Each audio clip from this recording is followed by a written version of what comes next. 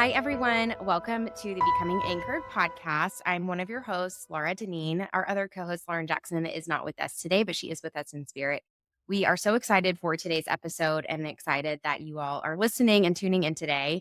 I have a lovely guest and a lovely topic for you all. And so I think this will really be supportive to your healing journey. If you are new to the Becoming Anchored podcast, we really are about two things on this show. So, Lauren, the idea of starting the podcast about a year and a half ago, maybe 2 years ago. And we really had this vision of sharing our lives with you in a different capacity than one-on-one client care. And while, of course, we love that part of our jobs, it's been a really creative, fun outlet for us. So the purpose of the podcast is twofold. First and foremost, to talk about some of the things that make us most human on the show. And so we do share some of our own mental health journeys with you all and some of the pain and suffering that we have personally been through. And then we also share about some of the, I don't know, wisdom and insight that we've gained over the years as therapists. And so we are really just super grateful to have you all on the show with us. Quick disclaimer, if you are listening today and you are wanting therapy in the state of Tennessee, we would love to work with you. And Ellie at the end of the show will share about her contact information as well. If you are seeking therapy outside of the state of Tennessee, we really encourage you to find someone local to you.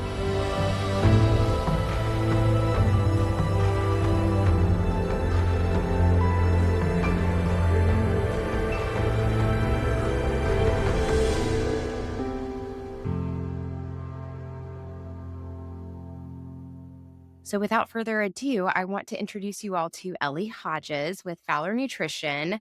She is lovely and amazing, and I'm so excited to have you. So glad to be here. Yeah, so Ellie Hodges is a dietitian in the local Nashville area.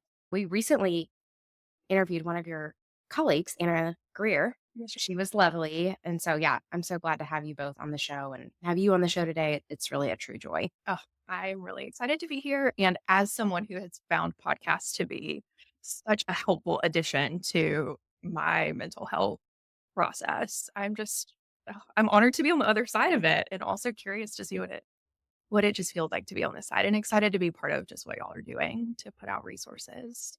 Yeah, absolutely. So we were talking before the show about the topic that we wanted to talk about. And I know Ellie and I could talk about various different things, but we really wanted to explore using the body as a resource in treatment. And of course, one podcast episode isn't going to explore all the nuances of this topic, but this is something that Ellie is very passionate about and sees clients on a daily basis and so has lots of wisdom around. So, Ellie, feel free to jump in. I know that's a big topic, but Sure. sending the volley back to you. Where do you want to start today? Oh, yes. I mean, I think a good place for us to start here is when we think about this idea of connecting brain and body. I often think about the ways that we learn and get messages to move through the world in ways that might be more disconnected, that we may be separating more of. We are often focused on our thoughts and what we might be thinking about something, or the oftentimes our value, or the value that society can offer is in what we can give intellectually.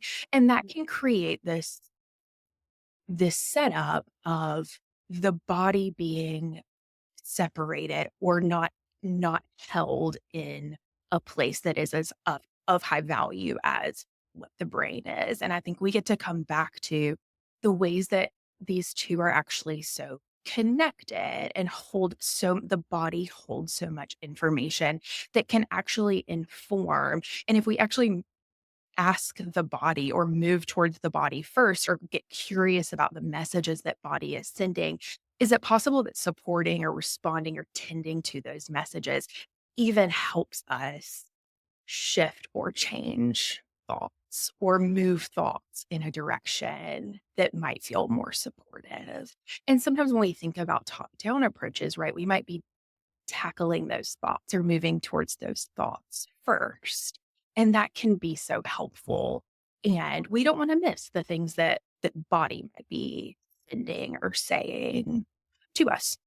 Yeah, absolutely. I love the language that you're using. Oh, It's so gentle. And yeah, I hear the word invitation is really like sticking out to me, just Yeah. like invitation, right? This is the episode today is an invitation for us to explore that connection between mind, body, heart, soul, spirit. Yeah. Um, And and go ahead. well, thinking about even stepping into recording this podcast, right? This idea of paying attention for me to the messages that my body was giving in the way of, oof, like I am noticing that my heart rate is a little bit higher and I'm noticing the butterflies in my stomach that come from doing something new and in attending to that, right? Maybe right now that meant for me like getting a warm cup of tea that I could sit and hold while we chatted. It meant getting in a comfy chair and kind of sitting in a position in a slouch position with my feet on the floor in ways that could feel grounding and where I could feel the world and the earth beneath me to just help signal to my body that while this feels a little yeah, a little nerve-wracking. We are safe and secure here in doing that. Mhm. Yeah, and I love your vulnerability. Thank you so much for sharing. I know that we were talking right before the show that this is your first podcast. And so I think that, this is absolutely a normal, appropriate response to experience those butterflies in our stomachs, to, you know, notice, okay, this is a little bit nerve wracking. I'm feeling some nervousness, anxiety, fear, whatever you want to call it. And because you are connected to your body, you're able to name those sensations and then you're able to resource yourself. Really. Right. So, that I think this is let's slow down this messaging, right? Yeah. So the two things that I noticed that Ellie just did, right? So she's naming the physical sensations that are happening. Ooh, I have butterflies in my stomach. Mhm. Chest might be feeling tight. Yeah. I know sometimes like my face gets kind of hot and I'll feel like I need like a like a earth pack on my face. Yeah. And then the second layer is she's able to resource herself, right? So you're able to put your feet on the ground, you're getting your warm cup of tea, you're even I think resourcing can even just be noticing and like naming that with a safe person, right? Like we have a friendship, we're colleagues.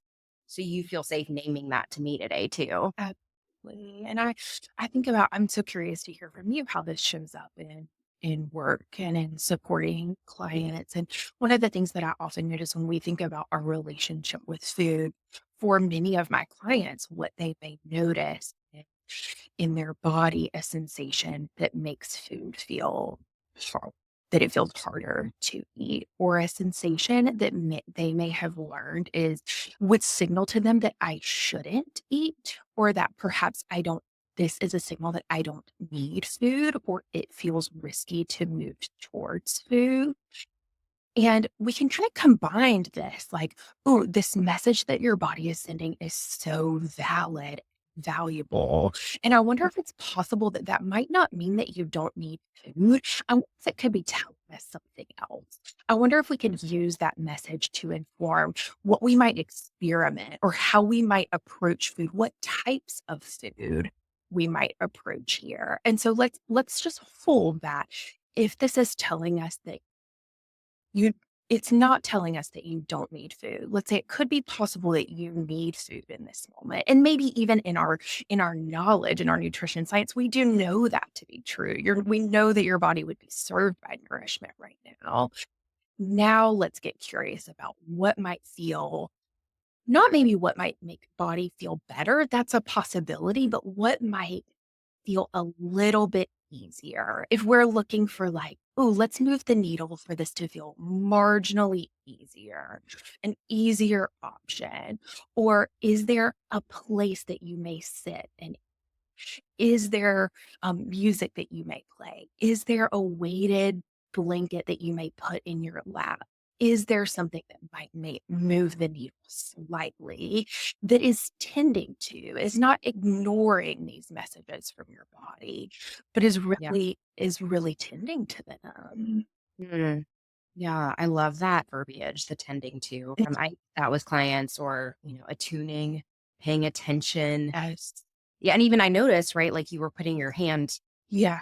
over your heart or, around your chest. And I think that was you being moved in your body by what you were verbally saying and thinking, right? So Yes. that that's a cool just observation as well, even Yes. when we're Mhm. Hoarding. Yeah, so if we really circle back around to the topic, right? So I Yeah. have a couple thoughts on what you just Yeah. shared because I do think it shows up in the context of someone in recovery from an eating disorder and feeling so disconnected from their bodies. And whether you are listening today and you have a history of an eating disorder, or maybe you're in recovery, or you have anxiety, depression, OCD, whatever is part of your, or history of trauma, whatever is part of your story, a lot of us, no matter the diagnoses, have been taught and have learned, like you shared in the beginning of the show, to disconnect from our bodies, right? And so then we get to this place, or clients get to this place where they're seeing you and they're telling you like, "Hey, I'm just not hungry," or "I just go throughout my day and I forget to eat breakfast and lunch and I look up and I haven't eaten," right? And we know that our bodies need food for survival. So this is not a adaptive way of living life, right? This puts our bodies in a survival state. Um, Absolutely. so that's the first thing, right? Is like, okay, we know that we need food, and we know that when we are healthy and thriving, our mind and bodies are connected. So it does beg the question of like, where does this start? Ye Yeah. This connection from self, like capital S, starts from an early age. Yeah. I agree. I think it's multifactorial, right? I think there are a lot of messages that we may get growing up throughout life. There are experiences like trauma that can make it feel incredibly unsafe to to connect to messages Mhm. that body may be sending.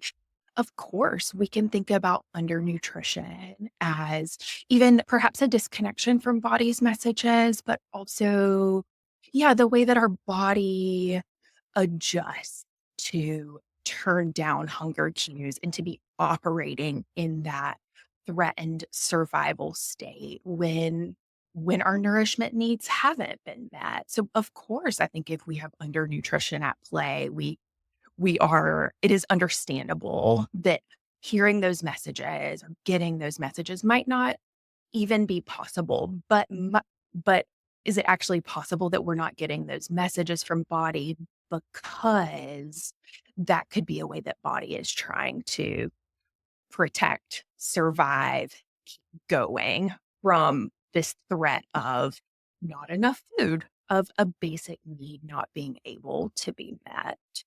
Mm, That I mhm. actually wonder if, like, "Ooh, is me not getting hunger cues?" Like, can we hold that as a message from body? Yeah. Like, I Yeah. wonder what that could be telling us. Mhm, mhm. Well, because we know, like, through so many different theories that when we're in survival, right? Like that's not necessary. It's necessary, right? But if we're fighting off a big bad predator, we're not necessarily going to be like, "Where's my next meal going to come Absolutely, absolutely. from?" So this is like an evolutionary trait. Yes. Now, I think it can also be like you shared. I think it can be from developmental messages that we've received, like maybe we didn't observe our caregivers attuning to their bodies, and then we learned over the years that, you Yes. know, we shouldn't pay attention to our bodies. Or maybe we've like been in a job that's like really stressful for a long time and that's really all we know. And it's what our colleagues do, right? Like everyone skips lunch. And so I just skip lunch too because it's what everyone does. We also live in a culture like where people, I think we're given and we're taught to disconnect from our bodies, and this is the way it is, and Yes. kind of get on with it. And it's not healthy. Right, and we think about the messages that we get from diet culture, right? Um, the of utilizing either is often of utilizing external messages as a way to determine what our body may be, like something outside of myself. And that doesn't mean those things are always bad, but when I think about the messages that exist around food and nutrition, right? So many of us have been in positions where we have been taught that our body can't be trusted, that we need to rely on an external guide or an external measure. And that can be so right. We know in eating disorder recovery that actually part of the process of being able to attune to or tend to the body can mean that we need those external guides to help us be able to nourish our body adequately. And that is very different, right? That being from a place of care and kindness and curiosity is so different than the message that we get from diet culture that your body can't be trusted and you need to follow this prescription or cut these things out as a way to take care of body. Mhm. Well, and I think it promotes I was actually just talking to someone maybe yesterday about this concept, but self-abandonment, right? It's like pay attention to external messages at all times over internal messages. Yes. And that becomes the norm for us. And the reason that it's problematic is because our bodies are innately wise, like you shared when we started recording today, and our bodies do hold such rich information. And if we aren't familiar with the story that our body is trying to tell us, or if we don't take pauses to even get curious about what's happening internally, Yeah. or maybe we don't think that we're worthy of taking the pause, whatever it is for you listening, Yeah. that can just become so problematic. And then we're only relying on external messages, and our heart, mind, body, soul are so disconnected. Yes, yes, and I love thinking about the phrase of, like, attuned eating and how attuned eating gets to combine both the wisdom of what information can offer along with it doesn't hold one in higher value than the other. It gets to hold body messages along with our wisdom. And so, right, what that may sound like is, oh, like I really don't feel hungry right now. But if I'm solely relying on that information as a cue or as an indicator of what I need to do, I don't get to be curious about, oh, well, like, could it be possible that I might need food? When is the last time that I had food? Right. We don't get to ask those additional questions. And that's where we get to bring these two. It's not that one is better than the other. It's that both are valuable. Yeah. Yeah, absolutely. And we also know we can't, have this title of this podcast episode and not talk about emotions, Yes. right? We know that our emotions, speaking of bottom up approach, our emotions show up in our body Yeah. before we even cognitively know what we're feeling. Yeah. And so perhaps, maybe you've gotten poor feedback in a job review, or maybe you had a conflict with your best friend or a spouse. Yep.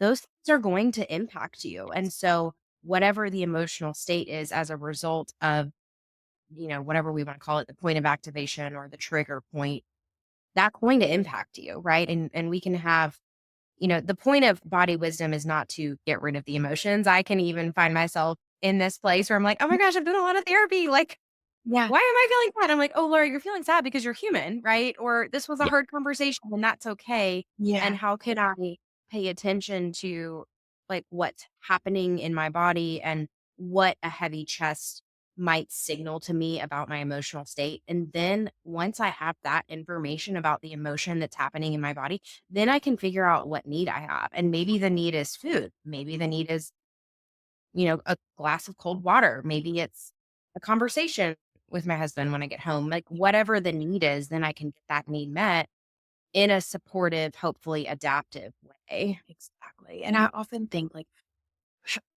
there when get to do that paying attention that you described and like, ooh, like what am I noticing and what might I be feeling? You did that like, oh, like, of course, because I'm human, like it gets to create that space for compassion. And I think that's where we get opened up to, for me, from a food standpoint, that's where we get opened up to our skills of problem solving or of like Yeah. exploration around food, where we get to say, like, oh, like, okay, like I might need food right now, or it can make sense. Like, I wonder if I tried food right now to see how that felt. When we have that compassion and that curiosity, we get to go like, hey, what might be possible to try? Like, Yeah. oh, would it be possible, right? If it feels really hard, like, would it be possible for me to get a drink to go with this? Would it be possible for me to utilize a resource, like you said, to get the support that I need to get this need met? Yeah. Yeah. And I think we live in this culture that maybe shames us for having needs, or maybe it's not as bad as shame at times, but just like tells us that we shouldn't have needs. And then so I think when people do recognize their, or say you have a client, or I have a client that's in a place where they're like, yeah, I've recognized the need, but I shouldn't have this need. Yes. And so I'm going to do what I can to try to like make the need go away, but then it comes out sideways typically in some kind of unhelpful behavior, whether that's eating disorder behaviors or whether it's like yelling at your spouse or partner or whatever it might be, right? So the thing is, like, the need is still there. We just haven't necessarily like addressed it in the healthiest way. And Exactly. all of us have done this, right? This is not to shame our Oh my listeners. I god. mean, myself, we have all done this. But 100%. Or sometimes we don't know, and it actually is like, oh, the need coming out sideways that even gives us the opportunity to go, "Huh, I right, I wonder what could have been happening for me right, in this right. moment." Like, Mhm, that felt that felt notable. mhm. Or Yeah. And mm, there's like so many times throughout the day too. I follow different somatic practitioners online, and I love really a combination of top down and bottom up approaches. So when Ellie and I are using this language, for those of you listening, top down approaches are more the tried and true, like CBT, DBT, ERP. There's so much value in those therapies, and honestly, they have helped me tremendously, right? And as I got healthier, I had more capacity to do more of the bottom yes. approaches personally and professionally. And Yes. I follow quite a few somatic practitioners, and I love even just like how possible these activities are, and this kind of invitation towards better understanding your body. Yeah. It's like, oh, maybe I'm noticing throughout the day that like my shoulders are up by my ears. And like literally the simple act of me just like kind of straightening my posture, right? I just did it as we're talking on this show. Or like maybe I just noticed that like I'm holding a lot of tension in my jaw. Maybe I just like kind of release that. Or maybe I do a mindful body scan. And again, these things don't take hours upon hours of time. We're talking like 30 seconds to a minute to like check in with your body. And I think this can feel really practical and doable for a lot of clients of ours. Yeah, I think that feels for many people like a step towards paying attention to body is creating a moment of pause or to check in, like a something like a body scan. Like you said, there are some areas where we may notice things to be held in different ways. And so checking in with, like you shared, my jaw, my shoulder, chest, and my heart, my stomach, my limbs, my extremities, that sometimes can feel like an entry point if it feels safe to even kind of raise and check in with Yeah. what body may be saying. Yeah. And I think this is where like Ellie is using that word safety. Safety is so important. And a lot of people do not feel safe in their bodies for various reasons. And a lot of people, I think, feel that their bodies have like abandoned them, or feel anger towards their bodies for some reason or another. And so asking a client to like check in with their like somatic experience, their physical sensations can just like feel so vulnerable. Yeah. But we are absolutely like working up towards building safety before we're like, hey, like, where are you experiencing an emotion in your body? Right. And so I do think that's important to like just name in today's episode as well. Absolutely. I agree with you. I'm curious, Laura, for you, like, how have you experienced yourself or even with clients, the messages from their body that they've impacted eating? Yeah. So I had a guest on an episode, I think it was the first season. One of my just, I look up to her a lot, but Alice Strickland, and I've Yes. gotten super from her over the years and just adore her. But she talks a lot about like, especially as children, when we go through something really hard repeatedly. So she specializes in trauma and even complex trauma, Yeah. that we can't we can't provide for ourselves, right? And so we don't necessarily become angry at the world or maybe at even our abusers if that's part of your story. What happens is we internalize the anger. And so especially in the context of food, I see that all the time Yes. where clients feel a sense of like disgust or deep, deep shame or anger towards their bodies. Yeah. Like in the DSM, we would maybe say this is an eating disorder. Do they also have a diagnosis of body dysmorphia? Yeah. Most likely. But I think a lot of that is that internalized anger and or rage towards self. Yeah. And then that shows up in body image. Like I just hate the way I look. But I think it's important to recognize, like, that just doesn't come out of nowhere, and I know that's a double negative, but that's, like, years Right. of neglect, years of possible trauma. Yeah. For the record, like, abuse is just one type of trauma, right? Like, this kind of presentation can happen for many different, like, client, biopsychosocial histories, Absolutely. but then how it shows up is because I hate my body, I'm gonna punish it. Yeah. And so that's how I see it show up the most frequently with my clients and just like in my professional experiences as Yeah. well. And I think when you're speaking about neglect, it makes me think of kind of and I hear this often from my clients of kind of this persistent message, either explicit or implicit, that your needs are too much, which comes Mhm. back to what we talked about, right? Of that idea of it's not okay to have needs, or if you have needs, they need to be like, they need to be figured out, or they need to not impact anyone else. And how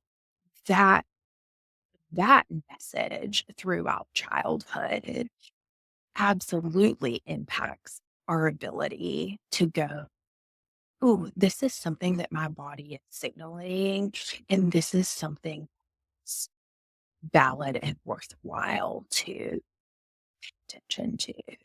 Or Right, right, to even open up the possibility of compassion towards. right, right. Well, and then comes like a strong inner critic, right? When we neglect our needs, there are other consequences. Yeah. So whether that shows up for clients in the sense of like a strong inner critic, or maybe someone has like a tendency towards people pleasing behaviors or perfectionism or whatever it might be, when we do neglect our needs, that does have consequences. Yeah. And so then that's what brings clients to our offices. And so this is really just a gentle reminder that there is another way. Yeah. And some of this is inner child work. If this is part of your story where we're going back and like looking at the needs that were perhaps mocked or criticized or dismissed or whatever the client's experience was, and we're doing some repair work. Yeah. Of course, we can't turn back the clock, but we're doing some repair work, and then we're looking at like, hey, what type of life do you want moving forward? Do Absolutely. you believe that your needs matter, and how is your body trying to consistently work for you, not against you? Mhm. And I think that framework can just, I mean, gosh, I've seen so many different reactions from like tears to like Yeah. shutting down to acceptance to curiosity to like maybe some denial in the beginning, right? So there's so many different reactions to even like Absolutely. starting to pose these questions. And I think all of those reactions make a lot of sense in the context of someone's story. Yeah. Yeah. And I think too, it allows us to hold, and this is true regardless of approach, but it allows us to hold so much compassion towards something like disordered eating behaviors, or through the way that these needs have come out sideways, because Right. we get to say, "Oh, I wonder the ways that your body was working to Mm. for your survival during Yeah. that time." Yeah. Yeah. Of course it was, because that's what it's wired for. And I'm so sorry that it had to do that. Like, Yeah. Yeah. Well, and it's seeing the body as a resource, as an ally, I think some clients do get to like befriending their body. yeah.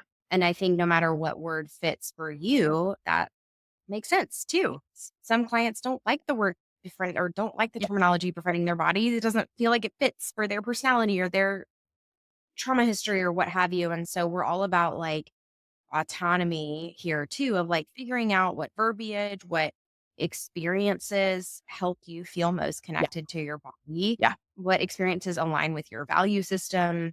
What experiences will lead you to like living your best, most beautiful life? Yes, I think that's one of the other really cool aspects of starting to pay attention to body is we get to pay attention and tend to it in the way we get to attend to the needs that might be harder needs. And we also get to start to move towards or start to be curious about things like pleasure or joy or things that might feel good to body. And that is, I think you said this earlier. I always like to think about this as, of course, at everyone's pace. I always like to say, like, your pace is the pace here Yeah. when we're Yeah. doing this type of work. Yeah. But when we think about some of Brene Brown's work, kind of the idea of like the closing off of emotion, of hard emotion, also inevitably leads to the closing off of joy. And so as we get to do this expansiveness, like this work is work of expansiveness. Yeah. I love that perspective. Yeah. Because when we cut off one need, we are inherently going to, it's going to impact the other needs as well. Exactly. And so I do completely agree with that perspective. And I think it can feel scary for a lot of folks to start to consider that they are deserving of joy, pleasure, rest, Yes. gratitude, compassion, Yeah. all the things that maybe have never been offered to them before. Actually, one of the things that I have found helpful and many of my clients have found helpful is this experimentation language around something like that. Like, let's say, perhaps a need for rest of like, oh, does it feel a little softer for us to experiment with like a way of trying that to see how it feels, that we don't have to have expectations on what your body may say about it or what that may feel like, but what would it be like to experiment with Yeah. trying something like that? Yeah. And even that is like, Anna and I talked about this actually on Yeah. Tuesday, but like building identity, Yeah. building a sense of self. I shared with her actually that, if you haven't listened to that episode, that I do not like camping. I will go on a hike all day long, but I told her, I'm like, listen, one of the things that I did early in my recovery was figure out what I do and don't like. Yes, And that's having a sense of like self around that, I think that's part of like attuning to your body and totally agree. your needs and all the experiences like that our bodies are constantly going through. Like they're always with us, Yeah. and Yeah. um I think that's just important to take note of too. It's like identity work as well, in Yeah. addition to like, exploring your body story, messages, That's information. such a point. Yeah. Ellie, thank you so much for your time today. This has just been a true joy talking to you. I'm so glad to talk about it with you. Thank you for having me. Of course, I feel like I've learned from you just hearing your language and the way that you approach the body as a resource. It's important. I think more people are talking about it, right? Like versus just the top down approaches, which again, there's so much value in those approaches. But I think there is room for us to hold both I and I agree. I be think practitioners of both. Yeah. that feels really important to me, that it doesn't have to be either or, that it can Yeah. we can combine both of them. Yeah. Both are so valuable. Absolutely. Well, would you like to close with our homework or affirmation today? Oh, let's see. I would love to close with our affirmation. Amazing. I'm thinking based on our conversation, affirmation that feels is standing out to me is that body has always been worthy of paying attention to. Mm. Yeah. That's so meaningful. Thank you for sharing. Your homework is gentle. So, whatever pace you feel is appropriate for you and feels safe for you, I want you to honor that pace. But your homework is just to start to get curious. So, that can mean getting curious about what safety means for you. It can mean getting curious about what you notice in your body. Again, whatever pace feels safe for you. Yeah. That's your homework. Yeah. Ellie, how can what'd you say? I said with no pressure. With no pressure. Yes. Yes. I love it. How could our listeners find you? Well, I spend a lot of my time in one-to-one, in individual work with clients, and it's what I love to do. So you can find me on my team's website at fowlernutrition.com, or you can reach me directly at my email. It's ellie@fowlernutrition.com. Awesome. Awesome. Well, we will absolutely link that information in the show notes for our listeners. I appreciate your time so much today. And thank you all for being here on the Becoming Anchored show. We'll see you next time. Take care, guys.